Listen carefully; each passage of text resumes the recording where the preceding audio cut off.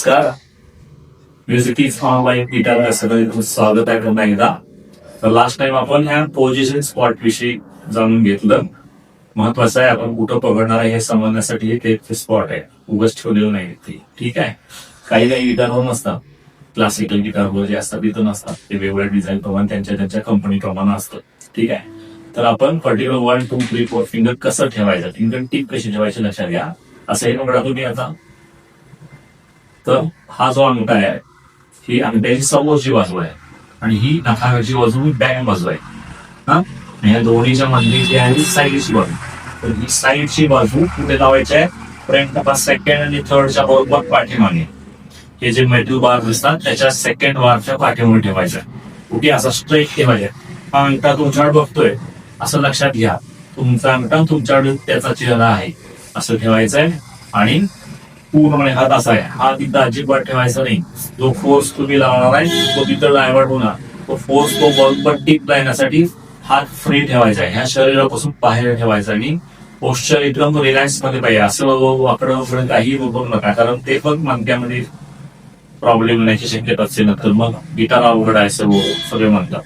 Proper शिकलो तर एकदम सोपं आहे. तर पहिल्यांदा असा हात करा, अंगठा आपला असा त्याचा चेहरा आपल्याला विश्वास करा आणि अंगठा खाली घ्यायचा आहे. ओके, इथून समोर दिसला नाही पाहिजे. समोरच्याला तुम्हाला दिसत नाही अंगठा आहे, पण तो माझ्या बघतोय.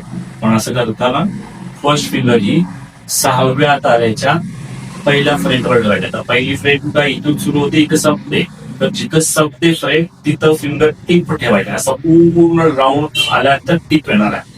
हा कुठेही टेकवायचा नाही. इथं टेकवर असतो तो फोर्स तिथं डायव्हर्ट होतोय, म्हणून हा फ्री ठेवायचा आणि इथं ठेवून इथं वाजवायचं. असं आता माझी पोझिशन बघा.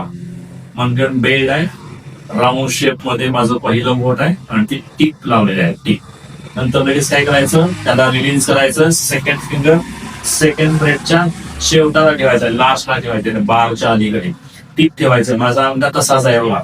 माझा अंगठा माझ्याकडे झोपतोय.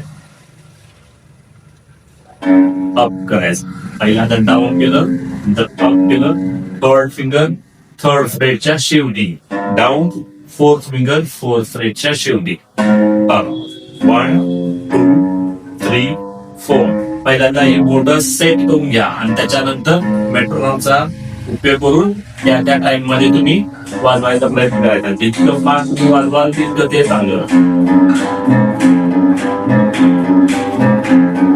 असं प्रत्येक तारेवर करायचं.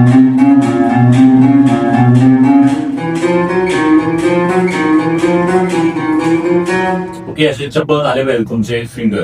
पण पहिल्यांदा काय सेट करा, व्यवस्थित सेट करा.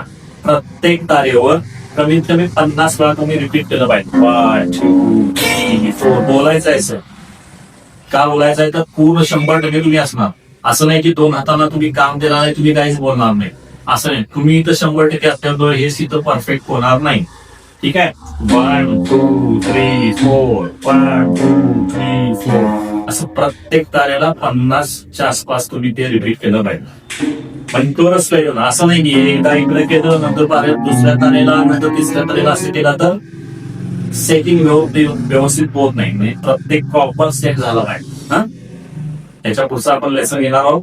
तुर्तास हे प्रॅक्टिस करा आणि नक्की याविषयी काही कमेंट असतील, काही शंका असतील तर नक्की मला मेसेज करा, फोन करू शकता. फोन नंबर वगैरे सर्व आहे. तर म्युझिक इज क्लासेस मध्ये आपण पुन्हा भेटणार आहोत.